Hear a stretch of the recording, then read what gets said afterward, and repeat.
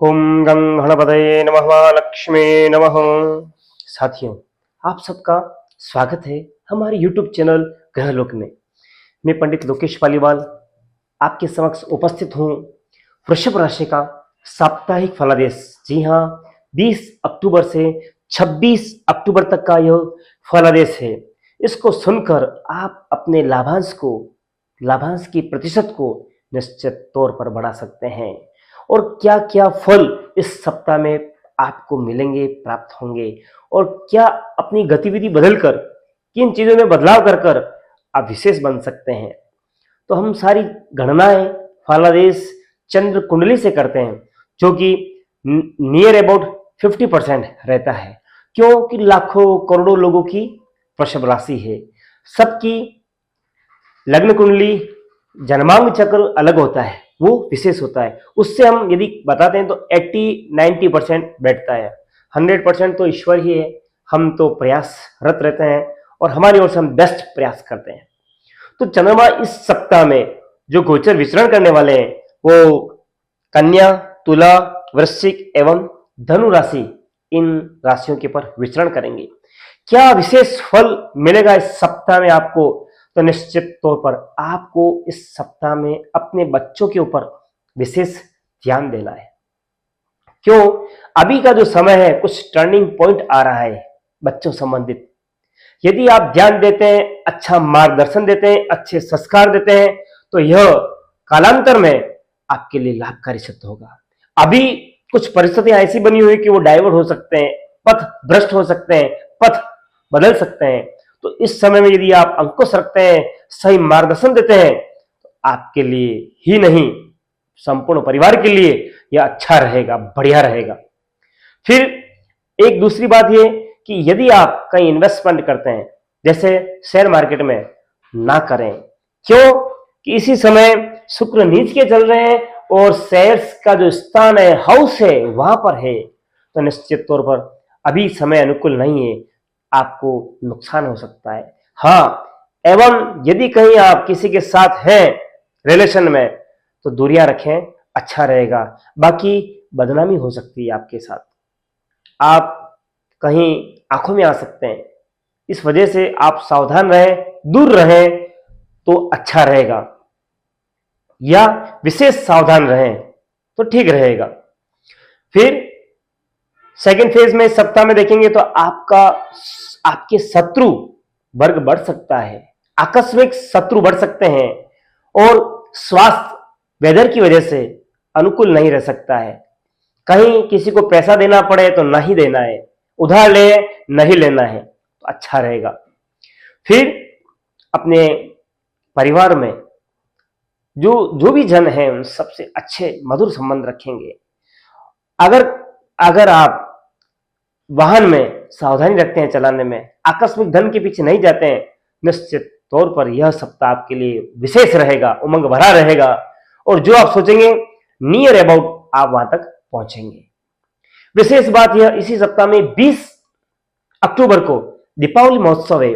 प्रातःकालीन उस दिन आप रूप चतुर्दशी का जो है आयोजन करें, जल्दी उठें, स्नान करें, अपने सौंदर्य प्रसाधन का आप इस्तेमाल करें और विशेष अपने रंग रूप को संवारें। और सायंकालीन प्रदोष काल में, सूर्यास्त के बाद में दीपावली महोत्सव का आयोजन करें, महालक्ष्मी जी का पूजन करें। अर्धरात्रि में आप यदि चाहें शिव लग्न में आप पूजन करें, निश्चित तौर पर मां लक्ष्मी जी की कृपा रहेगी। उनको जो जो चीजें प्रिय हैं आप बनाएं, उन्हें भोग लगाएं।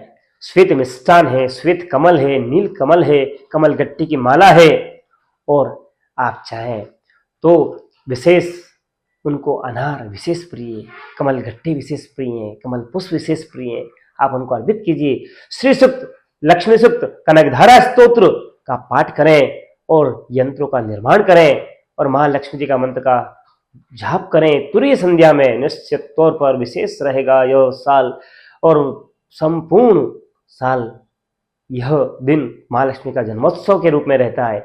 समुद्र मंथन में इनका प्राकट्योत्सव मनाया जाता है, तो इस वजह से आप इसका लाभ उठाएं तो अच्छा रहेगा। फिर इस सप्ताह में कौन से विशेष दिन है जो आपके लिए विशेष है? तो 20 अक्टूबर को आपके लिए बड़ा ही विशेष है। इस दिन अपना विशेष दिनचर्या रखें, सभी कार्यों में सफलता प्राप्त रहेगी आपको।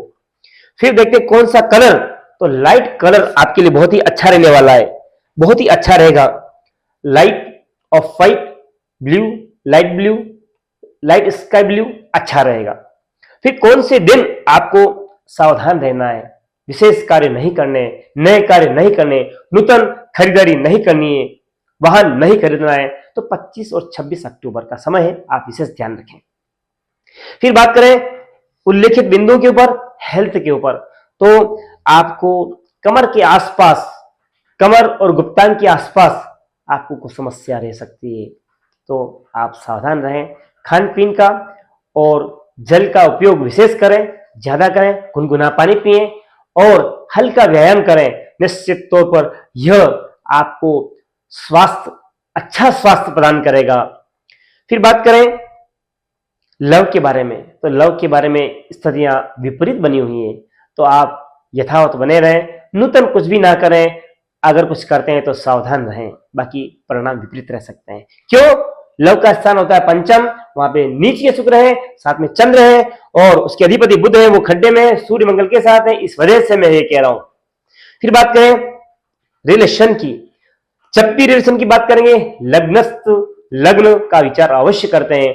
लग्न शुक्र है जो कि नीच के हैं, तो निश्चित तौर पर महिलाओं से संबंध विशेष रखने हैं और मैत्रीपूर्ण रखने हैं, बी लॉयल रखने हैं, तो अच्छा रहेगा। यदि आपके विचारों में कहीं गड़बड़ हुआ है, निश्चित तौर में यदि आपने कुछ और सोचा है, अगर खुदा न खास्ता कुछ गड़बड़ हो गया है, तो आपकी धन, आपकी इज्जत, आपका यश कीर्ति सब कुछ विपरीत हो जाएगा, तो इसलिए सावधान रहें आप। फिर बात करें रिलेशन की, लग्नेश शुक्र जो है नीच क्यों है, तो निश्चित तौर पर जैसा मैंने बताया पूर्वत है, इसलिए आप सावधान रहें। फिर बात करें कैरियर की, कैरियर के अधिपति शनि है जो कि अपने स्थान से ऊपर गए हैं, आय भवन में गए, वही राहु स्थित है। यदि आप अपने कार्य क्षेत्र को अच्छा करना चाहते हैं तो मेहनत के आवर्स बढ़ाएं, कार्य के आवर्स बढ़ाएं। अपने जो भी आप नित्य 5 घंटे करते हैं तो 7 घंटे करें, 7 घंटे करते हैं तो 8 घंटे करें, कार्य क्षमताएं बढ़ाएं और उसका दायरा बढ़ाएं, तो आपका कैरियर विशेष अच्छा रहेगा, लाभकारी रहेगा, यश कीर्ति देने वाला होगा और चारों ओर आपकी पताका फैलेगी। एवं यदि आप स्टूडेंट हैं तो यहां पर भी विशेष नहीं है, क्योंकि कैरियर के अधिपति बुध हैं, वो खड्डे में गए हैं, साथ में वो 24 अक्टूबर को बुध अपना राशि परिवर्तन करते हैं, वो षष्ठम से सप्तम स्थान आ जाएंगे, तो वो आपके लिए अच्छा रहेगा। तो इसमें आपको अभी थोड़ा पेशेंस रखने की आवश्यकता है। फिर बात करें मैरिज की, तो मैरिज के योग अभी बने हुए नहीं है, आंशिक हैं, क्योंकि गुरु की पंचम दृष्टि आ रही है, इस वजह से योग बना हुआ है। अल्पकालीन योग है, इस अल्पकालीन योग में आप इसका लाभ उठाएं, बाकी यह रिक्तता पूर्ण रह सकता है। यदि आप जागरूक रहे, उत्साही रहे और इसके ऊपर आपने कुछ कदम उठाया है, तो आपको लाभ प्राप्त हो सकता है, लेकिन वहां पर आपको सावधानी अवश्य रखनी है, क्योंकि सप्तमेश मंगल अपने स्थान से द्वादश गया है और कुयोग बना हुआ है वहां पे, इस वजह से सावधान रहें और सही तरीके से चयन करें। फिर बात करें ऐसे क्या उपाय करें जिससे सब प्रकार से हमारा कल्याण हो। गौ माता की सेवा करनी है आपको, उनको जो कुछ भी खिलाएं तहे दिल से खिलाएं, हरी घास, सूखी घास, लपसी, खीर, खल और जो भी आप उनको खिलाएं अच्छा रहेगा। उनकी सेवा करें, यदि उनके खुर बढ़ गए तो प्रयास करें किसी कंपाउंडर को, किसी डॉक्टर से उनके खुर सही करवाएं और पानी की व्यवस्था उनके लिए सुचारू रूप से करें। निश्चित तौर पर ये ऐसे कार्य हैं आपका मन गदगद हो जाएगा।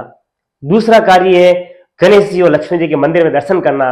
यदि ये 3 कार्य कर देते हैं 100% लाभ प्राप्त होगा। यदि मेरी बातें आपको अच्छी लगी हो, अपने मित्रों से शेयर करें और लाइक कीजिएगा, चैनल को सब्सक्राइब कीजिएगा, कमेंट बॉक्स में जय श्री राम अवश्य लिखेंगे। धन्यवाद।